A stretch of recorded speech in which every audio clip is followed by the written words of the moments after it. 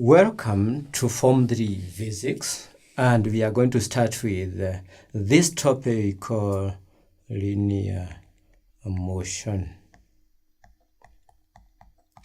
In this topic, we are going to discuss several subtopics, starting with the types of motion, followed by the terms used in this topic. Then we look at the equations which are found in this topic. Then the graphs.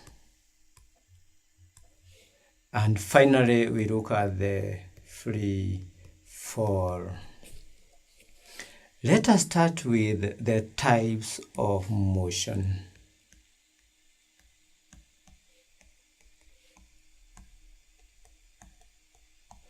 Have you ever looked at the car which is in motion? The whole car, which is moving from one point to another, moves in a straight line. So the whole car displays what we can say is known as linear motion. Coming from the word line, it's moving in a straight line. But the wheels of the car keeps on rotating as the car is moving from one point to another.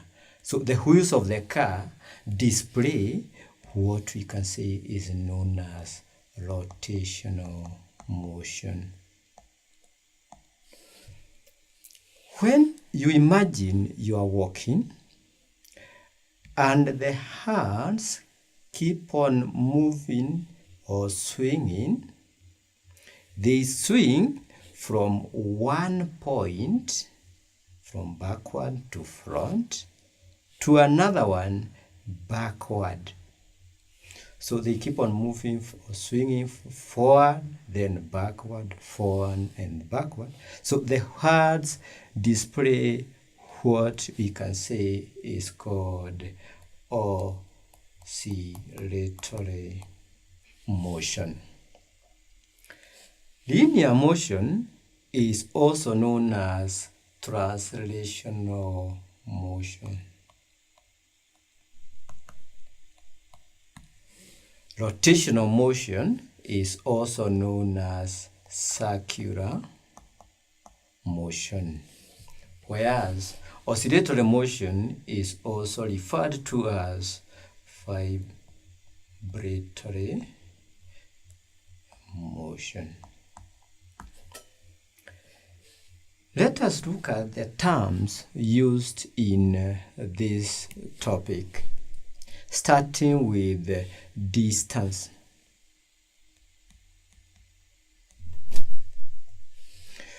When you move from home to school, you cover a certain length, which can be in 2 kilometers, 3 kilometers, or even 4 miles.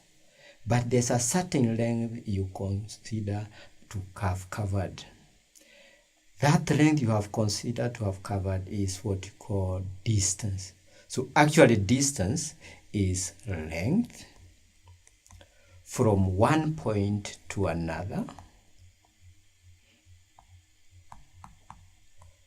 For this case, it is length between home and school. It can be measured in kilometers.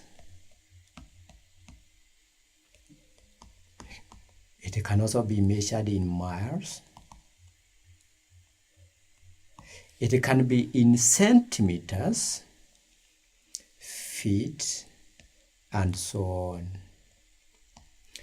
But the SI unit of measuring distance is meters.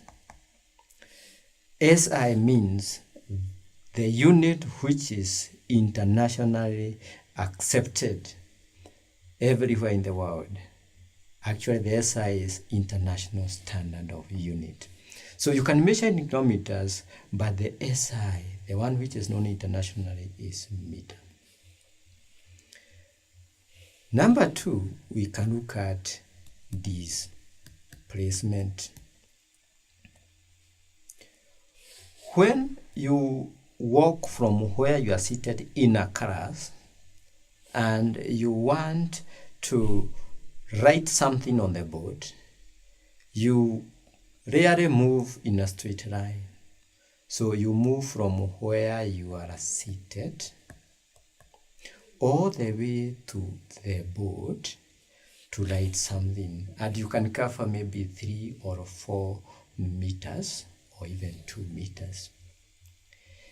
That movement from where you are seated to the board keeps on changing direction. When you wake up, you move in a certain direction. At a certain point, you are moving in another direction, and finally you reach the board in a different direction. So you change direction. That is distance. Distance keep on changing direction. But when you are seated and you observe the writings on the board, the eye is able to observe in a straight line all the way to the board. The eyesight is a certain meter from where you are seated to the board. It is on a straight line in the same direction. That is what we call displacement. So displacement is actually distance in a straight line.